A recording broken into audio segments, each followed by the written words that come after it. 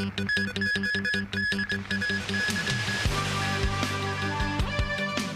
government to check if there are more illegal building works at Red Hill Peninsula. North Korean leader Kim Jong-un arrives in Russia for talks with Vladimir Putin.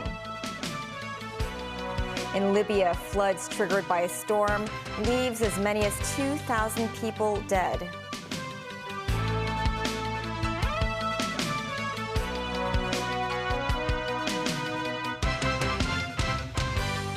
Hello and welcome to TVB News. At least 2 houses at a high-end residential estate in Tai Tam were found with illegal building works. The government has yet to confirm whether there are any illegal structures in another house affected by a landslide.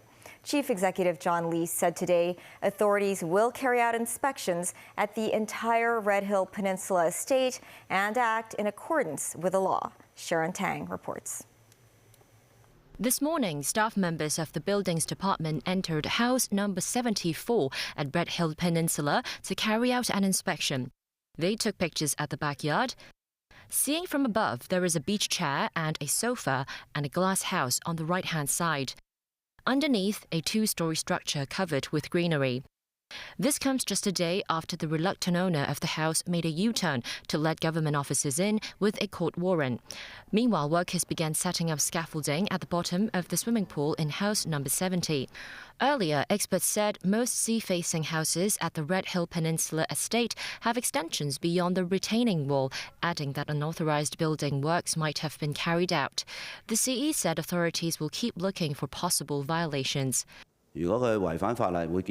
This will be dealt with in accordance with the law, issuing removal order for the structures to be demolished. If special works are to be carried out by the government to ensure safety, we will recover costs from them. On Sunday, Secretary for Development Bernadette Lin said the Lands Department has arranged contractors to stabilize the slope and will try to complete the relevant work in a few days. So far, remedial work has yet to begin. Experts explained why the procedures take time. Above the slope, there's a row of buildings that is the private lot. It is not easy and normally not allowed for the government to use the private lot as a asset to carry the construction. So they have to find a way to how to get to that landslide location to carry the stabilization work. Maybe they can consider whether they can mobilize the material by sea, but it's still had difficulty because there's no pier, no jetties. Meanwhile, the government noted the floods that affected the city were the result of historic rainfall that exceeded the capacity of the drainage system. The Hong Kong Institution of Engineers said improvements on the drainage system are very complex because there are cables and water pipes underground, and any movement will likely affect road traffic around town. Sharon Tang, TVB News. Starting today, farmers and residents who suffered serious losses due to last week's rainstorms can seek help from an emergency relief fund. This comes after fields, pig farms, and fish ponds were seriously flooded during the adverse conditions. The Home Affairs Department has set up designated desks at enquiry offices around the city to accept applications from residents. Chief Executive John Lee said civil servants will be deployed to help out. Depending on the level of damage to their homes, 2-person households can receive a maximum of $7,120 in financial aid. Households of 6 or more people can receive up to $11,440, and pig farmers $17,590. Still, lawmakers have expressed doubts about whether the aid money will be sufficient to help the sector recover. The hackers who breached the Cyberport's computer system in August said all the stolen information had been published on the deep web, about 400 gigabytes of data in all. Mimo Singhai reports. The city's technology park Cyberport announced that some hackers had intruded into its computer system in August. Cyberport said it had reported the intrusion to police immediately after the incident. The hackers then demanded the technology park pay a ransom of $300,000, which is around $2.35 million, to regain access to 400 GB of its data. However, the park refused to pay by the deadline set by the hackers, prompting them to publish the entire 400 gigabytes worth of data onto the deep web, the part of the internet that is not fully accessible using standard search engines such as Google. The leaked information included employees' personal photos, Cyberport's tenancy records, and financial documents. In addition, it also included the data from about 220 financial technology companies. Cybersecurity expert Anthony Lai said the leaked information is fairly sensitive because it may involve trade secrets belonging to Cyberport and the government. The trade secrets may have an impact on the future business opportunities of Cyberport and even the development of the city, he added. Meanwhile, lawmaker Jong-un said the incident shows the government must review its internet security system as soon as possible. Mei-Musanai, TVB News. North Korean leader Kim Jong-un arrived in Russia today for a meeting with Russian President Vladimir Putin after a day-long journey aboard his armored train. Kim is expected to seek Russian economic aid and military technology, while the United States believes talks will also involve North Korean arms sales in aid of Moscow's war with Ukraine. Nazvi Karim has more. This train is similar to the one carrying North Korean leader Kim Jong-un to his meeting with Russian President Vladimir Putin in Russia's Far East. It was spotted on Sunday near a bridge at the North Korea-Russia border. Much is being made of the fact that Kim is traveling by train, his own luxury armored carriage that is symbolic of North Korea's isolation and Kim's security fears. It's the same kind of train he used in his 2019 visit to Vladivostok, his last overseas trip, and follows this trend set by his father, Kim Jong-il, and grandfather, Kim Il-sung. Kim Jong-un likes to travel by train, not within his own nation per se, but when he travels abroad, he has taken the train on 3 of his 4 visits to China. This luxurious train, bulletproof, is stocked with very lavish trappings, fancy dining room. When Kim Jong-il traveled by train to Moscow in 2001, he had lobsters flown in during his visit, traveling across Russia. Lobsters may well be on the menu when, according to reports, Putin hosts Kim for a special lunch during his trip. The main focus of the world, though, will be on what they discuss. Speaking at an Eastern Economic Forum gathering in the Pacific Coast city of Vladivostok today, Putin said he would go to Vostochny Cosmodrome in the Far East, adding, "I have my own agenda there. When I get there, you will know." The United States is convinced talks between Putin and Kim will center around North Korean arms sales to Russia, with Putin eyeing Pyongyang's tens of millions of artillery shells as his own stockpile dwindles amid the war with Ukraine. Such notions are strengthened by the fact that Jo Chun-yong, North Korea's director of munitions industry department, is joining Kim on his trip. Kremlin spokesman Dmitry Peskov insists Putin and Kim will only discuss bilateral relations and possibly humanitarian aid to North Korea, where food security is a problem in parts of the country. The U.S. State Department hopes Pyongyang will abide by previous public vows that it would never supply arms to Russia. We're going to monitor very closely the outcome of this meeting. I will remind both countries that any transfer of arms from North Korea to Russia would be in violation of multiple United Nations Security Council resolutions. And we, of course, have aggressively enforced our sanctions against entities that fund Russia's war effort. Nazvi Karim, TVB News. Mediterranean storm Daniel has caused devastating floods in eastern Libya, breaking dams and sweeping away entire neighborhoods across coastal towns. As many as 2,000 people are feared dead, with over 5,000 more believed to be missing. Daniel Rowell has details. The destruction from the storm appeared greatest in Derna, a city formerly held by Islamic extremists, and the chaos that has gripped Libya for more than a decade. Since a 2011 uprising that toppled and later killed longtime ruler Muammar Gaddafi, Libya has lacked a central government. The nation is now split between rival governments in the east and west, each backed by an array of militias. Video by residents of the eastern city of Derna posted online showed major devastation. Entire residential areas were razed along a river that runs down from the mountains through the city centre. Local media outlets described the situation as catastrophic, with electricity having been wiped out and communications equipment damaged. Prime Minister Osama Hamad of the East Libyan government said Derna has been declared a disaster zone. Ahmed al-Masmari, a spokesman for the country's armed forces based in the east, attributed the catastrophe to the collapse of two nearby dams, causing a lethal flash flood. The death toll from the magnitude 6.8 earthquake that hit Morocco last week has risen to almost 2,900. Villagers in parts of the country, including Marrakesh, camped outside on Monday for a fourth night in a row as local and international rescuers continued to search for survivors. Video filmed from early today shows people in Marrakesh sleeping in a square as traffic and tourists pass by. With much of the quake zone in hard-to-reach areas, authorities have not issued any estimates for the number of missing.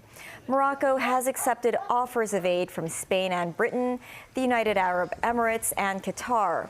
Search and rescue specialists with sniffer dogs from Spain and the UK are working in the quake disaster zone. Hopes of finding more survivors are fading. One reason being, according to an earthquake engineer, the old-style architecture of the village houses that have collapsed. The problem with rubble and mud brick materials for the older houses, the whole material is so brittle. You basically got a pile of rocks and mud dust, and that just congeals together. Even though it's dry, it really won't leave many pockets that you could survive in, any air pockets that you could breathe through. So you're sort of almost being buried underground, if you like, by all this material falling around you. It will sort of pack itself around you. So it's certainly not a very conducive situation for survival. The United States has cleared the way for the release of 5 American citizens detained in Iran. The deal involves the U.S. issuing a blanket waiver for international banks to transfer $6 billion in frozen Iranian money from South Korea to Qatar without sanctions. The broad outlines of the U.S.-Iran deal allow for the release of 5 U.S. citizens detained by Iran in exchange for the transfer. In return, 5 Iranians held in the United States will be freed. U.S. Secretary of State Antony Blinken signed off on the deal last month. I will say it is a process that is ongoing. We continue to work towards the full release of the American citizens that were detained in Iran that have now moved on to house arrest. I don't have any update on timing for ultimate resolution. Still ahead, a 6-month jail term for a mainland student in Hong Kong in a sedition case related to the Pillar of Shame sculpture.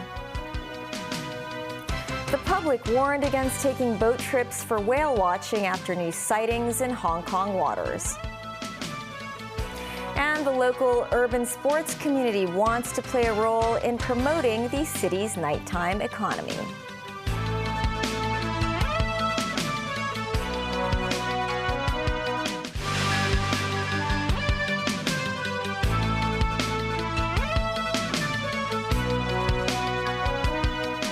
Welcome back to TVB News. A mainland woman attending university in Hong Kong was charged with sedition over a plan to hang a banner in Causeway Bay showing the Pillar of Shame sculpture. She admitted to the offense and was sentenced to 6 months in jail. The 23-year-old law student Zhang Yuchuan planned to display a 9 by 3 meter banner printed with an image of the Pillar of Shame and other slogans on the circular footbridge in Causeway Bay. She intended to carry out her plan on the 4th of June. She was sentenced at the West Kowloon Magistracy after pleading guilty to the charge. National Security Police today took away the father-in-law of wanted activist Ted Hui for questioning. Hoy's father-in-law left the Castle Peak police station in the afternoon. He declined to comment as he ran past reporters. Sources say police are investigating whether the father-in-law has been in contact with Hoy and if he has provided any financial support to the activist. Hoy is in Australia and is one of 8 fugitives wanted by the city's National Security Police, each with a $1 million bounty on their heads. The activist is alleged to have incited subversion and secession and colluded with foreign forces. The Agriculture, Fisheries and Conservation Department urged the public against taking boat trips for whale watching after another whale was briefly spotted in the city's waters on Monday. This morning, some residents were doing water activities at Deepwater Bay, where the whale was seen 500 meters offshore on Monday. The Marine Police Force were on patrol in the area. Air drones were deployed to examine the surroundings. The Dolphin Conservation Society said the creature could be a dwarf sperm whale. The society said it may react when under stress, including by releasing ink. The AFCD warned people to stay away from the animal. It said those who partake in irresponsible whale watching could be subject to a 1-year jail term and a fine of $100,000. A viral video online is suspected to show a South Korean female streamer being sexually assaulted at Central Station. Authorities have arrested a 46-year-old man of Indian descent. The clip showed the woman who arrived in Hong Kong 6 days ago being harassed by a man of South Asian descent. The latter then followed the woman inside the MTR Central Station before he was suspected of pushing her against the wall and kissing her without consent. He later fled the scene. The police received over 10 online reports related to the incident on Monday. This morning, authorities arrested in Kennedy Town an ethnic Indian on suspicion of indecent assault and outraging public decency. The suspect carried a Hong Kong identity card and is reportedly a waiter. Amid the government's plan to boost Hong Kong's nighttime economy, studies found nearly 70% of local residents support the city organizing night markets to increase the spending appetite among locals and tourists. Meanwhile, members of the urban sports community in Hong Kong say they wish to use their skills to promote nighttime activities. Timothy Lee tells us more. An exciting nightlife scene of bustling markets and partygoers. That's something the administration is desperate to achieve post-pandemic. But the revival of Hong Kong's nighttime economy remains an ongoing challenge. A recent survey conducted by the Hong Kong Department Stores and Commercial Staff General Union found that among more than 1,800 people surveyed, around 70% of them supported establishing night markets. Over 70% selected restaurants as their preferred theme for the nighttime events, while a similar percentage said ease of transport to the markets is a priority. Many people suggested transforming night markets into tourist destinations and revitalizing traditional areas such as Temple Street and Upper Lascar Road. Prior to attending the Executive Council meeting today, Chief Executive John Lee said he will take the community's suggestions into account, stressing that the common people have good methods to solve the problem. Meanwhile, members of the SAR's urban sports community said they would like to play a role in helping the government realize their nighttime economy goal, adding that authorities could also do more to support their activities. The government should do more like skateboarding things, break dance at the night. The street culture sport is going to the Olympic now, so something like it is big to the world. We are break dancer. We're dancing in the street, like the skater, like dancing at they skate in the street. We also want more people chilling at the night time, you know. So I think government need to put more heart inside to do it. No matter skateboard or breaking, it's a really a light sports event. We hope that if we would like to do more on night economy, we hope that the LCSD should release more the restriction to let them to have more chance to perform. To further support the urban sports community in Hong Kong, the DAB suggested hosting athletic events tailored to residents, allowing them to experience the urban sports and hosting similar events with other cities in the Greater Bay Area. Timothy Lee, TVB News. The world of Frozen at Hong Kong Disneyland will open its doors to the public on November 20th. It will be the first themed section based on the popular franchise at any Disney park worldwide. Inspired by the designs of Norwegian towns, the land will recreate buildings seen in the movie. Among them will be the iconic Arendelle Castle, where the main character Elsa sang "Let It Go." There are also rides and restaurants in the themed land. Hong Kong Disneyland said the world of Frozen is one of the key parts to its expansion. It is hoping the latest attraction will help draw travelers from around the world. In line with the government's nighttime economy initiative, the theme park will be open 6 days a week this month and for extended hours on certain nights. That's the news. Thanks for watching. Bye for now.